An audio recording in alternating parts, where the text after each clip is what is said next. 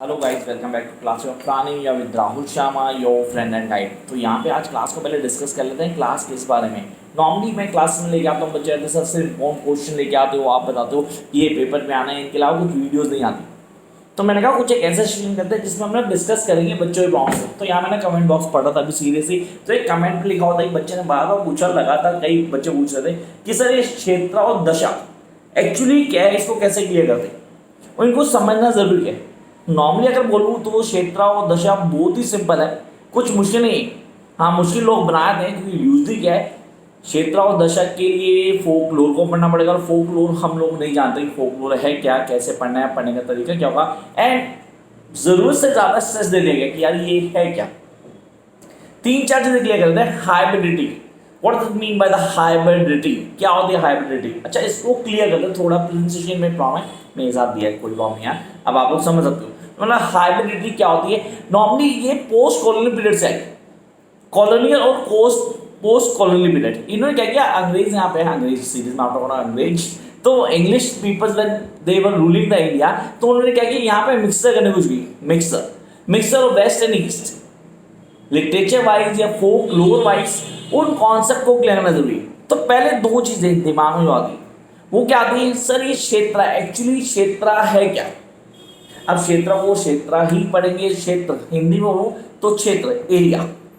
तो मैंने यह बोला it's a cultural construct, I repeat, क्षेत्र मीन्स अ कल्चरल कंस्ट्रक्ट। मतलब नॉर्मली जान जाए बात की history of ancient India, the history of ancient India that was being depicted in a oral folklore and highlighted our tradition is known as a क्षेत्र। अब इसको थोड़ा हिंदी में थोड़ा एक्सप्लेन करते हैं, समझ लेना आराम से है क्या। क्षेत्र हाईलाइट करता है कि इंडियन कंस्ट्रक्ट क्या था। नॉर्मली हमने बोला sir social construct, normally cultural construct की बात कर रहा हूँ। हमारा कल्चर जो कि ओरल टेल्स के थ्रू हमें दिखाया गया, हमें बताया कि यार ये हमारा कल्चर था, ओरल ट्रेड से रिटर्न नहीं था कुछ भी पहले क्लियर। तो फोक लोर को समझना जरूरी है। अब डेफिनेटली अब यहाँ पे फोक लोर को क्लियर करना है, कॉन्सेप्ट को समझना है। तो इससे पहले फोक लोर पे जाऊँ, मैं दशा को भी बता दूँ। जैसे बोला मैंने बोला आप cultural construct, sir cultural construct और normally sir it's a history of ancient India, मतलब एंशिएंट इंडिया की हिस्ट्री को एक्सप्लेन किया गया। जहाँ पे मैं बात करता हूँ दशा की, ये दशा क्या है, आप पॉलिटिकल कंस्ट्रक्ट, सर दशा देशा बोलते हैं, DESHA। अब दशा बोलो, देशा बोलो, देश बोलो, that's all up to you guys, how you pronounce that is all. लेकिन इसका बेसिक मीनिंग क्या है? इसका बेसिक मीनिंग है political construct, a boundary line that define a space और एरिया ऑफ अ कंट्री, देशा। अब उस देशा को लिटरली कैसे डिफाइन किया, किन टर्म्स में फोकलोर ने उसको हाईलाइट किया, उसके टेल्स को हाईलाइट किया, ये कहाँ से शुरू हुआ, कौन से बेसिक से।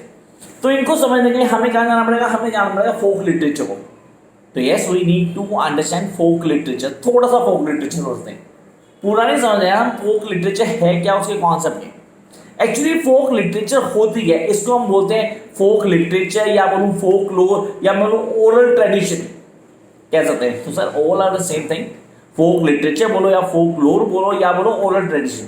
इसमें कुछ भी रिटर्न नहीं था, there is nothing known as पे written documents। क्या बोलो रिटर्न कुछ था, इसके कुछ पॉइंट्स थे, एज सच हम बोलते हैं कि रिटर्न लिटरेचर में जैसे कि होता है, यहाँ पे वर्ड टू माउथ समझते हो, बेसिकली जो ओरली बोल दिया गया, कहानियां मेरे बाप दादा के बाप दादा के बाप दादा के, क्या कहानियां सुनते आए। जब फोकलोर की बात करते हैं हम बोलते हैं अलग अलग रीजन, अलग अलग एरिया में जो कहानियां चलती आ रही है। सर मिथ एक वर्ड आता है, मिथ हम क्या बोलते हैं, मिथ हमारी सोसाइटी का पार्ट है। सीरियसली लिटरेचर, हम फोक लिटरेचर की बात करते हैं, मिथ वहाँ इंपॉर्टेंट है।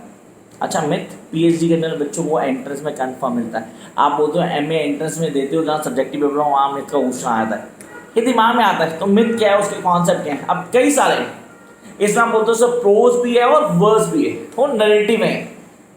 दीज होगा नरेटिव। आपने बोला सर फोक लिटरेचर कॉन्सेप्ट क्लियर हो गया, चाहे वो पोएम है, चाहे वो सॉन्ग है, चाहे वो मिथ है, चाहे ड्रामा हो गया, रिचुअल्स हो गए, ये सारे के सारे वर्ड्स किस में आते हैं, फोक लोर, आप बोलो फोक लिटरेचर या oral tradition. Come to the next point, that is, अगर मेरे को इसको थोड़ा सा इजी, सर थोड़ा इजी बताओ कि मैं पेपर में how I am going to write now. So मैं लिखता हूँ पेपर में, it's an expressive body of culture, I repeat, it is an expressive body of culture shared by particular group of people कुछ लोग थे इनमें क्या किया, अपने कल्चर को शेयर किया थ्रू सर्टन स्टोरीज, चाहे ओरल स्टोरीज को या उनको बोलो कि उन्होंने कुछ अलग डिफाइन करने की कोशिश की, चीज़ों को हाईलाइट किया। It encompasses the traditional common to that culture, सब कल्चर और ग्रुप, मतलब उन्होंने अपने कल्चर को हाईलाइट किया, उसको एक्सप्लेन किया। सर हिमाचली फोकलोर की बात करते हैं, मैं बोलता हूँ केरला में फोकलोर है सर, बेसिकली आंध्र में फोकलोर बहुत इंपॉर्टेंट है। नहीं यार मैं बंगाल की तरफ जाता हूँ, वहाँ भी फोकलोर है।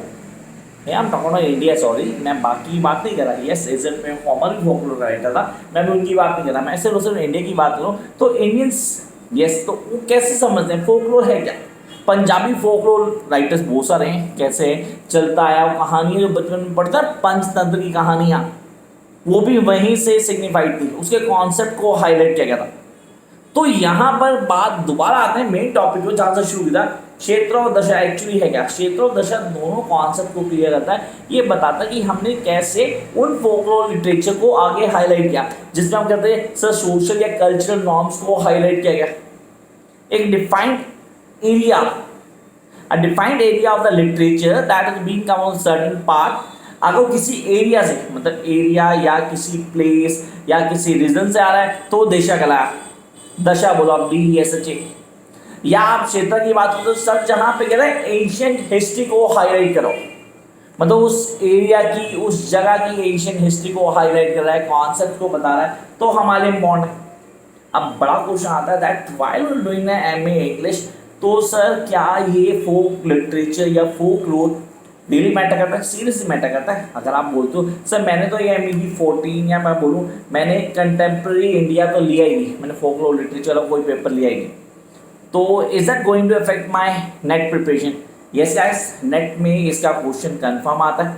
You guys need to prepare, आपको अच्छे से प्रिपेयर करना है, किन चीज़ों को देखना है, दिमाग में क्या आना चाहिए, कैसे क्रैक करूँगा पेपर को, किन चीज़ों को हाईलाइट करना है, दिमाग में क्या क्या रहना चाहिए, ये सारी बातें आपको ऑन टिप होनी चाहिए। And you guys need to know कि मेरी प्रिपरेशन की बेसिक पॉइंट्स क्या हैं and how I am going to get best out of me. तो यहाँ पे दोबारा बात करते हैं किसकी? 3-4 चीज़ों की जिनको क्लियर करेंगे। मैंने इस क्लास में डिस्कस किया फोकलोर को, सर नहीं फोक लिटरेचर की बात करते हैं, सर नहीं ओरल लिटरेचर की बात करते हैं। हमने हाइब्रिडिटी की बात की, हाइब्रिडिटी जरूरी है। Hybridity actually the mixture of west and east literature. Normally आप बोलो सर कॉलोनियल और पोस्ट कॉलोनियल लिटरेचर को जब जम अप करके हाईलाइट किया गया तो हमारे इम्पोर्टेंट हो गया, हमने समझा।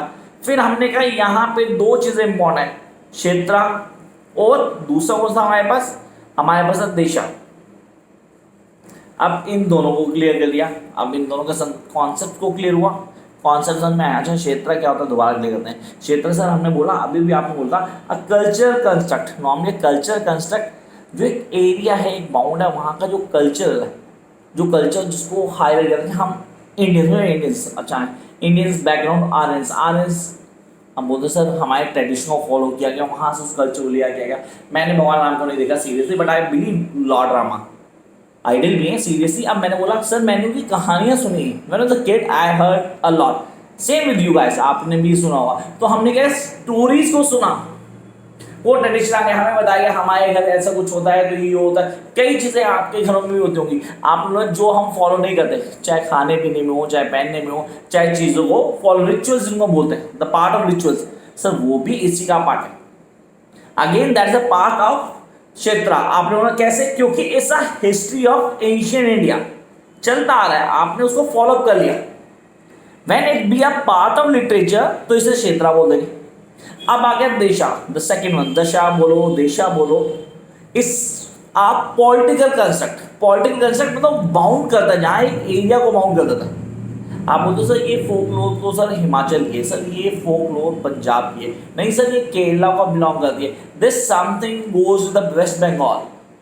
आपने क्या, आपने देशा की बात की, सर देश तो ये है, देशा it's a political bound and a culture bound का डिफरेंस क्लियर करना है।